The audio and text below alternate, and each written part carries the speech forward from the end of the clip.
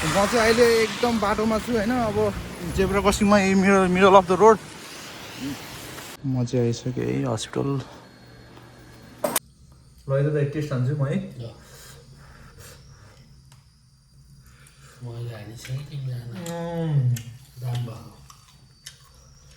Hello and all right guys, फेरि पनि तपाईँहरूलाई स्वागत छ है त नयाँ दिन नयाँ भ्लगमा। आज चाहिँ पानी परेको अवस्था छ। लास्टै म भिजी पनि सकेको छु। चट्ट लगाएर पानी परिरहेको छ, कालो बादल होइन। होप तपाईँहरू पनि सन्चै हुनुहुन्छ होला। म पनि यहाँ सन्चै नै छु। चलिरहेको छ, दिनचर्याहरू यसै गइरहेको छ। र आज चाहिँ म चाहिँ कतातिर जाँदैछ होला भन्न सोच्नुहुन्छ भने म चाहिँ अब मेडिकल नै भन्दैन, हस्पिटलतिर जाँदैछु म। आज चाहिँ मेरो दाँत बनाउने अपोइन्टमेन्टको दिन हो। आज चाहिँ म मेरो दाँत बनाउन जाँदैछु। अनि यो चाहिँ मेरो 4th अपोइन्टमेन्ट हो है। म अब मेरो 4 चोटि हुन्छ म दाँत बनाउन। मेरो आज 4th अपोइन्टमेन्ट हो। चार लड हुन्छ मेरो। र म जाँदैछु अन द वेमा। हेर्नु यस्तो यस्तो चिजहरू छ। अहिले पानी परेर हेर्नुहोस् यहाँ माथिसम्म नि आइसकेको छ। यस्तो छ है।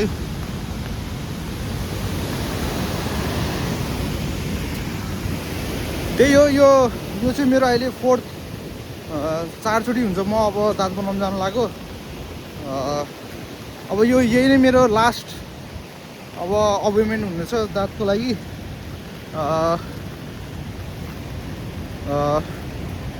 किनभने यहाँ चाहिँ एकदम जाडो चलिरहेको छ र मेरो दाँत चाहिँ मलाई चिन्नेहरूले चाहिँ मेरो दाँतको बारेमा थाहै नै छ। मेरो चाहिँ यो फ्रन्ट दाँत, यो अगाडिको चाहिँ अब भनौँ न पहिल्यैदेखि नै किराले खाएको थियो होइन। अनि नेपालमा पनि त्यस्तै अब बनाउने भन्दा टाइम समय त्यसरी नै नमिलेको कारणले अहिले चाहिँ म यहीँ भनौँ न यहीँ बाहिर अब यतै अब अहिले फ्री नै छु। अनि त्यही भएको भएर चाहिँ मैले चाहिँ अनि यहीँ बनाउने निर्णय गरेर म चाहिँ अनि दाँत बनाउन लागिरहेको थिएँ। आज र मेरो 4थो पटक हो म हस्पिटल जानु लाग्यो दाँत बनाउन। अनि अब आज चाहिँ मेरो दाँत चाहिँ के गर्छ भन्दाखेरि उनीहरूले चाहिँ यो प्लास्टर चाहिँ निकालेर फेरि अब राम्रोसँग फेरि प्लास्टर भित्रैदेखि नै गरिदिन्छ भनिरहेको छ। किनभने मेरो चाहिँ यो दाँत किराले खाएर माथि हाम्रो यो दाँतको माथिको गिजासम्मै खाएको थियो र एकदम घाउ भएको थियो भित्र। अनि लास्टै मलाई चाहिँ 2-3 दिन चाहिँ म लास्टै सुत्नै सकेन। म 2 दिनसम्म सुतेन म है। अनि मेरो यो लेफ्ट साइडको अनुहारहरू सबै सुन्निएको थियो। अनि भनौँ न केही खान नमिल्ने, अनि अब केही गर्न नमिल्ने है। अनि त्यसपछि काममा पनि एकदम गाह्रो। अब आफूले अब विदेशमा अब तपाईँहरूलाई थाहै छ अब होइन, आफूले भने जस्तो हुँदैन। अब जस्तो भए पनि काम गर्न नै पर्ने हुन्छ। त्यही भएर चाहिँ म चाहिँ अब दाँत बनाउन जाँदैछु। एकदमै पानी परेको अवस्था छ होइन। म लगभग भिजेछु, छाता पनि सानो छ नि त। र म अब तपाईँहरूलाई डाइरेक्ट म वहाँ पुगेर भने खिच्छु, नत्र आफ्टर चाहिँ मेरो दाँत बनाइसकेपछि म क्लिप खिच्नेछु। ल स्टे ट्युन है त गाइज। ल है 83 पछि मेरो टर्न आउँछ 84।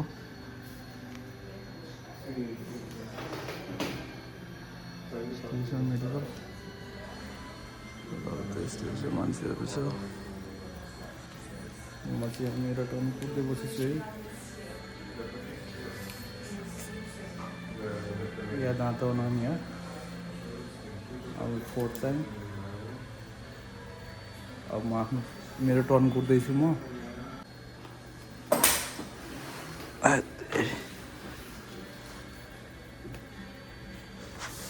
दाँत बनाउनु मेरो टर्न आउनु लाग्यो 84।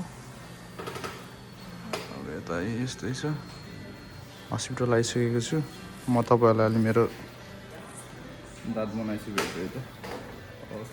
ल है त अहिले चाहिँ बेलुकाको समय छ, भर्खरै कामबाट आएको होइन। अनि दिउँसो यताउता केही बनाएर खानु फिल्मला भनेको भ्याएन। अब डाइरेक्ट अब बेलुकाको समयको त्यो तपाईँ यहाँ भिडियो गर्दैछु सुनाउनु। अनि ढोका लाउनु ढोका। त्यही हो, दिउँसो चाहिँ म दाँत बनाएर आएँ होइन। हेर्नु सक्नुहुन्छ मेरो दाँत। अनि दिउँसो आएर अनि डाइरेक्ट यसको रे खाइ त्यो पानी परेर अनि त्यो अनि त्यसपछि आराम गरेँ। त्यसपछि डाइरेक्ट काममा गएर अनि अहिले चाहिँ कामबाट आएको हो। अनि अहिले चाहिँ अब कामबाट आएर तब चेन्ज गरियो, फ्रेस गरियो। अनि अहिले चाहिँ अब त्यही हो, अब खानपिन अब थोरै अब केही पकाएर खानु लागेको छ हामी दाजुभाइ। टक्क हामी चाहिँ विङ्स अनि हाम्रो दाजुले आदरणीय हाम्रो दाजु एक दुई शब्द भनिदिनु त। हेलो। अनि अहिले हामीले खाना पकाएर खानु लागेको हो। रातिको 12 बजी आयो। यस्तै छ पोर्तुगलको दिनचर्या स्थिति हो। अब सधैँ यस्तै हो हुन त। है ल यस्तै हो दाइको कहानी रे दाइको कुरा नै सुन्नुभयो। यस्तै छ पोर्तुगलको कहानी। कामबाट अब आउने यसरी बस्ने होइन। अब केही पकाएर खानु लागेको छौँ हामी। अहिले तपाईँलाई हल्का देखाउँछु। यताउता अब बनाउनु पऱ्यो नि त, टाइम लाग्छ। अनि त्यही भएको भएर अहिले स्टे ट्युन। अनि अब बनाएँ यताउता गरेर बिचमा अलिअलि क्लिप आउला है, हेर्दै गर्नु होला है त। ल है त हाम्रो तरकारी टक्क रेडी भइसकेको छ। हामी चाहिँ अब यसो चाख्न लाग्छौँ कस्तो बनेको रहेछ भनेर टेस्ट त हान्नु पऱ्यो नि त होइन र। टट्ट अब ल है त टेस्ट हान्छु म है।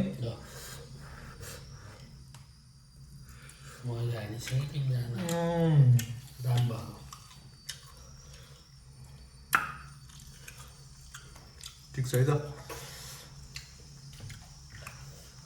ठिक छ। Not bad not good, in the middle है। चट्ट अब हामी खान्छौँ एकछिन अनि अहिले फेरि भेटौँला एकछिनमा है त।